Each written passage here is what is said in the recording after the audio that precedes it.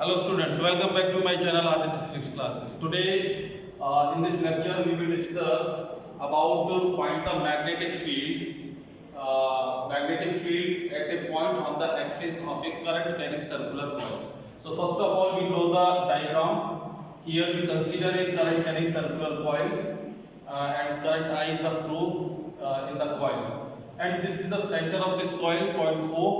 And we require the magnetic field at point B. Point B is also lying at the axis of this center. Okay. So first is here we consider a small element. This is the application of Biot-Savart law. So we use Biot-Savart law. Okay. So according to Biot-Savart law, first of all we find the magnetic field due to a small current carrying element. ठीक है. So यहाँ पे छोटा सा current carrying element है AB. And the length of this element is d1. So magnetic field by Biot-Savart law, magnetic field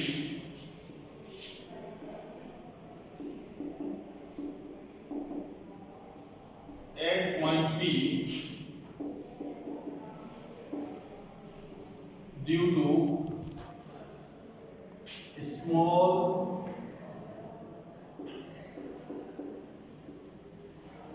current carrying element.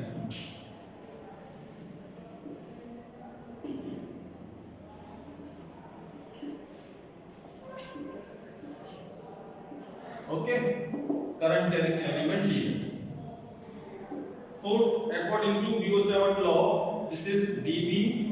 dB this is equal to mu naught upon 4 pi I dl sin theta upon r square. And what is theta? Theta is the angle between the small element and the line joining where we find the magnetic field. So this angle is here theta. Theta this is equal to 90 degree. कैसे होगा clear है? Element की वजह से theta 90 degree कैसे होगा? ये element है, ये वो लाइन है, यहाँ पे मैग्नेटिक फील्ड चाहिए. ये एंगल को देखो इसके बीच, ये कितना है 90 degree. So theta equal to 90 degree. So this magnetic field dB this is equal to mu naught upon 4 pi I dl upon r square. Okay. So what is the direction of this magnetic field? First is we find the direction of this magnetic field. Suppose this is a circular coil and we find the magnetic field is here at this point. ये हमारे पास एक circular coil है, इसमें ये current flow हो रहा है in the anti clockwise. Okay, so अगर इसी coil को मैं ऐसे देखता हूँ, ये coil है, इसी को ऐसे रख दिया, तो current कैसे flow हो रहा था ऐसे, तो अभी भी current कैसे flow हो रहा है ऐसे. ये इसका सेंटर है और सेंटर से ये एक्सिस यहां से पास हुआ है. मुझे यहां इस पॉइंट पे मैग्नेटिक फील्ड चाहिए जो सेंटर से पास हुआ है. तो फर्स्ट ऑफ मैं फिंगर अपने थंब को किस डायरेक्शन में रखूंगा? Where we used right hand palm rule. तो right hand according to right hand palm rule thumb are indicate in the direction of current, fingers in the direction of magnetic field where we require magnetic field.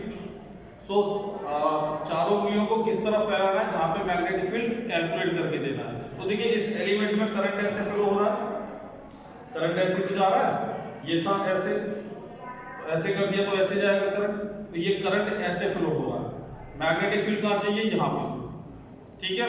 तो यहाँ magnetic field की direction कैसे होगी? Perpendicular to the palm. फिर से एक बार समझ लो, ये करंट फ्लो हो रहा है ऐसे इस तरह से, ये इसका सेंटर से ये हुआ था एक्सिस पास. अगर इसी को आप ऐसे देखोगे तो ये भी घूम जाएगा ऐसे, तो ये करंट कैसे आएगा? ऐसे. ठीक है. तो यहाँ पे करंट की डायरेक्शन फिर से देखिए क्या है. करंट की डायरेक्शन हो गई ये दिस. थंब कहाँ है? करंट की डायरेक्शन में. मैग्नेटिक फील्ड का चाहिए यहाँ पे, तो ये चारों फिंगर्स उधर की तरफ कर दी. इस पे परपेंडिकुलर कैसा बनेगा? फिंगर्स पे परपेंडिकुलर ए लाइक दिस ऐसे. यानी इस लाइन पे आपको क्या ड्रॉ कर देना है? परपेंडिकुलर. याद हो तो आपको मैंने ये बताया ही था कि अगर करंट फ्लो हो रहा है in the x direction, magnetic field चाहिए एट y, तो मैग्नेटिक फील्ड की डायरेक्शन कहां होगी, at z. Okay, so magnetic field कहां होगा, यहां पे ये, this is the direction of this magnetic field. इसने जितना मैग्नेटिक फील्ड बनाया उसकी डायरेक्शन ये है, और दिस एंगल इज कितना, 90 डिग्री। ये एंगल कितना बनेगा बेटा, 90 डिग्री। ये हमेशा इस पे क्या होगा, परपेंडिकुलर होगा। ठीक है, सपोज ये एंगल अल्फा है, दिस एंगल इज अल्फा, तो बताइए बेटा ये एंगल कितना होगा, ये वाला एंगल सर ये ठीक है। ये छोड़िए, यहाँ पे हमने क्या किया, इस डीबी के दो कंपोनेंट ब्रेक करा दिए, डीबी के दो कंपोनेंट ब्रेक करा दिए। सो एक कंपोनेंट इसका ये होगा और दूसरा कंपोनेंट इसका ये होगा। अब बताइए इस डायरेक्शन में कौन सा कंपोनेंट जाएगा, ये किस पर डिपेंड करेगा कि ये एंगल कितना है। तो ये डीबी इसके साथ यहाँ पे ये एंगल बना देगा अल्फा, क्योंकि ये अल्फा है और दोनों के बीच का एंगल 90 है। ज्योमेट्री लगाएंगे, ये एंगल कितना हो जाएगा, अल्फा। तो डीबी ने इस एक्सिस के साथ एंगल बनाया अल्फा, तो जिसके साथ एंगल बनेगा वो कंपोनेंट किस में ब्रेक होगा, कॉस में। तो ये हो गया डीबी कॉस अल्फा, और इसके साथ ये वाला component dB sine alpha. Okay, अब क्या हुआ, इसी का डायगोनली अपोजिट कंपोनेंट मैंने ये जैसे टॉप पे कंसीडर किया था, तो इस बार कंसीडर कर रहा हूं बॉटम पे। तो इसका मतलब है कि ये एलिमेंट इसका डायगोनली अपोजिट हो गया, इतनी ही लेंथ का, a डैश b डैश जिसकी लेंथ है d है, और पॉइंट b का डिस्टेंस इससे भी कितना है, ये डिस्टेंस r है। तो बताइए दिस एलिमेंट dl ये यहाँ पे कितना मैग्नेटिक फील्ड बनाएगा, आंसर इतना ही मैग्नेटिक फील्ड बनाएगा, क्योंकि कोई भी चीज चेंज नहीं हो रही है, करंट उसका I फ्लो हो रहा है, उसकी लेंथ dl ही है, और जिस पॉइंट पे निकलना है उसका डिस्टेंस r ही है। तो मैग्नेटिक फील्ड सेम बनाएगा यहाँ पे। तो magnetic field into A other current carrying element, this is also dv। ठीक है, अब जरा देखिए इसकी डायरेक्शन कैसी होगी, फिर से यहाँ पे ध्यान दीजिए। इस बार जैसे पहले हमने कंसीडर किया था टॉप पे, इस बार कहां कंसीडर कर रहा है, पहले यहां किया था, इस बार बॉटम पे कर रहा है। तो इसमें करंट कैसे फ्लो हो रहा था, ऐसे कॉइल में, तो जब यहां पे आएंगे तो करंट कैसे फ्लो होगा, ऐसे बॉटम वाले पे ऐसे करके घूम रहा है करंट, ये साइकिल है करंट की, तो यहां पे फ्लो हो रहा था। तो यहां पे इस कंडक्टर में हमने थंब को इस तरह से इंडिकेट कर दिया डायरेक्शन ऑफ करंट। जब ऐसे घूमेंगे तो घूम के ये करंट आएगा ऐसे, मैग्नेटिक फील्ड कहां चाहिए, अभी भी वहीं पे, तो मैग्नेटिक फील्ड यहां चाहिए, और करंट की डायरेक्शन कैसी है, ऊपर। तो फिर इसके दोबारा से दो कंपोनेंट ब्रेक कराइए यहां पे, तो इस बार मैग्नेटिक फील्ड कैसा बनेगा, इसका जस्ट अपोजिट, यानी कि अगर ऊपर प्लेन में जा रहा है तो ये कैसा जाएगा, नीचे प्लेन में जाएगा। कैलकुलेट करके देखो बेटा, अपने अपने हाथों को घुमाओ जरा, मैग्नेटिक फील्ड निकालो, ये यहां पे कंसीडर किया था, इस बार यहां पे मैं ऐसे करके दिखा देता हूं।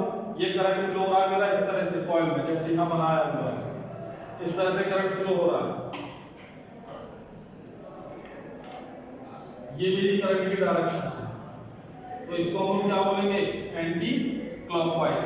तो एक बार मैंने कहां पे कंसीडर किया, ये एलिमेंट यहां पे, और इस बार कहां कंसीडर कर रहा हूं, यहां पे। और करंट अगर ऐसे फ्लो हो रहा है तो इसमें करंट जा रहा था ऐसे, और इसमें करंट जाएगा ऐसे। मैग्नेटिक फील्ड कहां चाहिए, यहां पे। तो देखिए करंट की डायरेक्शन में तो ये कर दिया, मैग्नेटिक फील्ड कहां चाहिए, यहां पे, तो यहां कैसे आएगा, इस तरह से, इस पे परपेंडिकुलर। और जब यहां पे निकाल रहे थे तो मैग्नेटिक फील्ड कहां चाहिए, करंट की डायरेक्शन का ये, और मैग्नेटिक फील्ड कहां चाहिए था, यहां पे, तो हो जा रहा था ऊपर परपेंडिकुलर। तो यहां पे डाउनवर्ड आया, वहां ऊपर चला गया। तो यहां पे मैग्नेटिक फील्ड कैसा होगा, किसकी वजह से, इस एलिमेंट की वजह से, ये होगा बेटा ये वाला dB डैश। बात समझ में आ गई, ये ऐसा क्यों किया और वो ऐसा क्यों किया, ये इस लाइन पे परपेंडिकुलर होगा, जैसे ये dB इस लाइन पे परपेंडिकुलर था r वाली पे, तो ये वाला dB डैश इस वाली r पे परपेंडिकुलर बन जाएगा। तो ये एंगल कितना बनेगा, एक तरह से दिस एंगल इज 90 डिग्री। तो ये एंगल भी अल्फा है।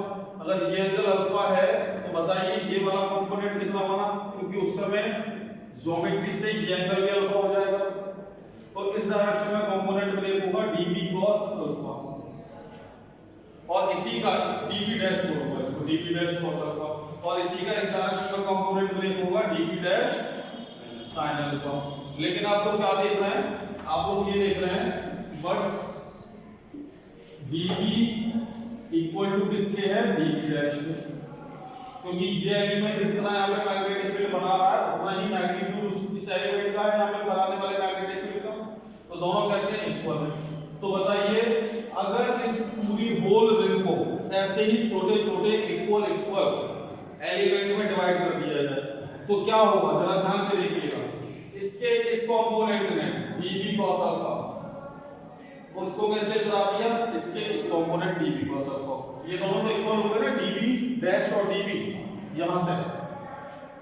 तो बताइए ये वाला रिजल्ट कैंसिल हो गया इस वाले रिजल्ट से।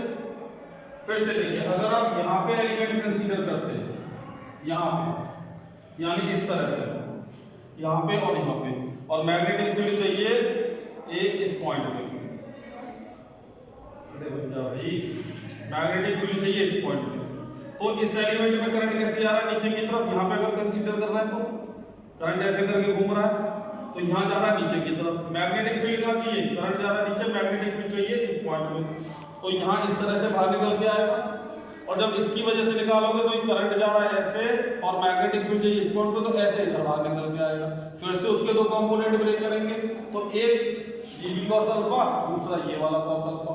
तो cos अल्फा सारे के सारे एक दूसरे को क्या करा देंगे, कैंसिल आउट करा देंगे। सबके sin अल्फा कैसे हो जाएंगे, एक ही डायरेक्शन में हो जाएंगे। तो जब sin अल्फा सभी के एक ही डायरेक्शन में हो जाएंगे तो करंट मैग्नेटिक फील्ड बनाने के लिए कौन सा कंपोनेंट रेस्पॉन्सिबल हुआ, cos वाला कि sin वाला? आंसर है sin वाला कंपोनेंट रेस्पॉन्सिबल हुआ। cos वाले तो एक दूसरे को क्या करके कैंसिल आउट करके, किसके लिए, होल रिंग के लिए। मैंने आपको दो के लिए करके दिखाया है इस डायग्राम में कि अगर ये टॉप पे कंसीडर किया, इसका डायगोनली अपोजिट बॉटम पे कंसीडर किया, तो इन दोनों के मैग्नेटिक फील्ड्स ने कौन कौन से कंपोनेंट कैंसिल करा दिए, dB cos अल्फा। क्यों, क्योंकि एक इस डायरेक्शन में और इसका ये अपोजिट डायरेक्शन में। dB sin अल्फा दोनों के कैसे, सेम डायरेक्शन में। तो मैग्नेटिक फील्ड इफेक्टिव किसकी वजह से, कौन से कंपोनेंट की वजह से, sin अल्फा की वजह से। तो ऐसी जब आप बेटा यहां पे कंसीडर करेंगे तो इसका डायगोनली अपोजिट ये मिलेगा, तो इन दोनों के भी cos अल्फा अपोजिट डायरेक्शंस में होंगे, sin अल्फा इनके भी इसी डायरेक्शन में निकल के आएंगे। तो होल रिंग के लिए होगा क्या, पूरी रिंग के लिए magnetic field at point P which component is responsible, so answer is sin alpha is responsible। ठीक है, so for magnetic field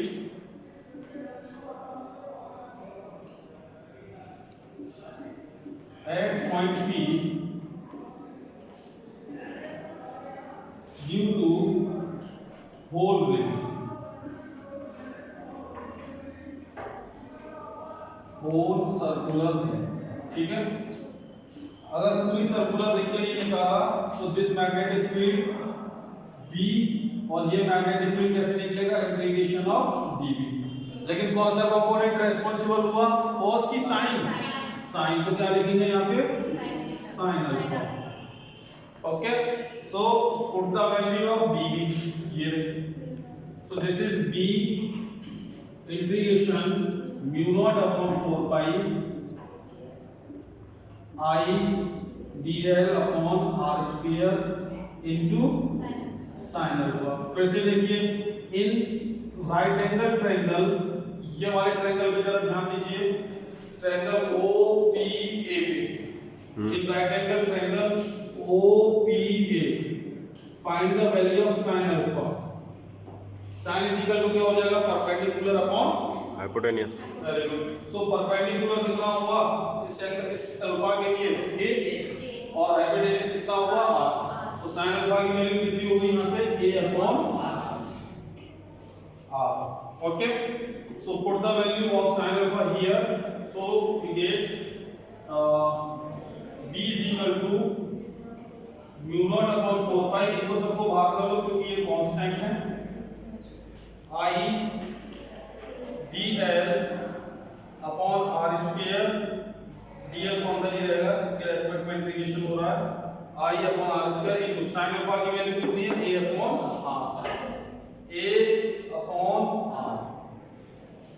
this is the value of sin alpha. फिर से देखिए इंटीग्रेशन में कौन रह गया, dl का इंटीग्रेशन क्या होगा, l, तो b इक्वल टू क्या मिलेगा, mu naught upon 4 pi I upon R into R square R cube into A, और हियर का इंटीग्रेशन हो गया L.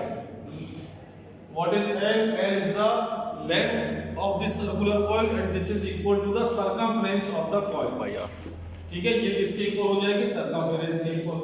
तो लिख सकते हैं but L is equal to 2 pi A, radius A है. ठीक है, so put the value of L B is equal to mu naught upon 4 pi I upon R cube into A into L की जगह फिर से 2 pi A.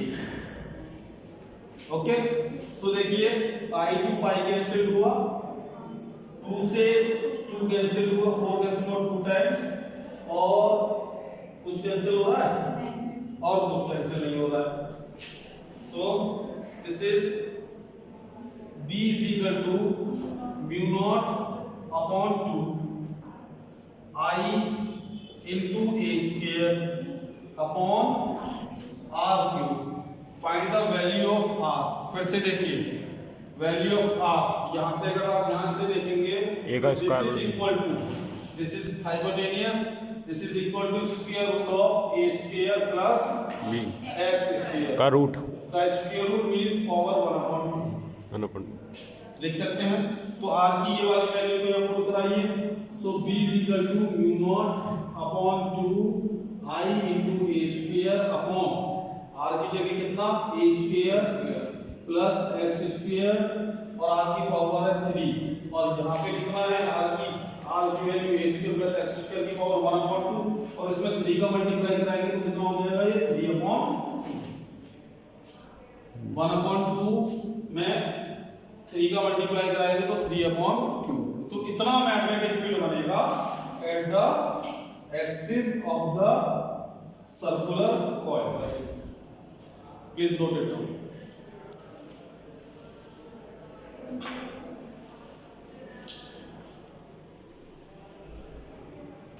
अगर यहीं पे आपसे कैलकुलेट कराए मैग्नेटिक फील्ड, जैसे ये आपने कहा निकाला था magnetic field at A point on the axis of phase of current carrying circular coil. ठीक है, तो अगर यहीं पे ऑन द एक्सिस की जगह वो बोलते हैं on the centre, on the axis की जगह क्या बोलते हैं ऑन द सेंटर.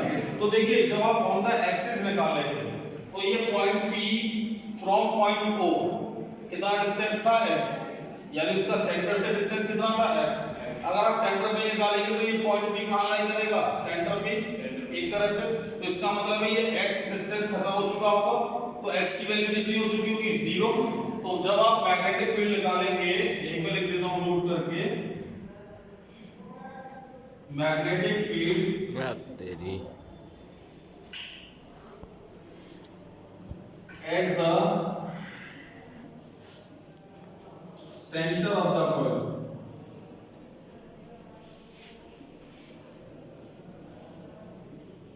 जब आप सेंटर पे निकालेंगे तो this B is equal to कितना होगा भाई साहब, x खत्म हो जाएगा वहां से, रिजल्ट ये आया. तो x की वैल्यू कितनी लगा दो 0.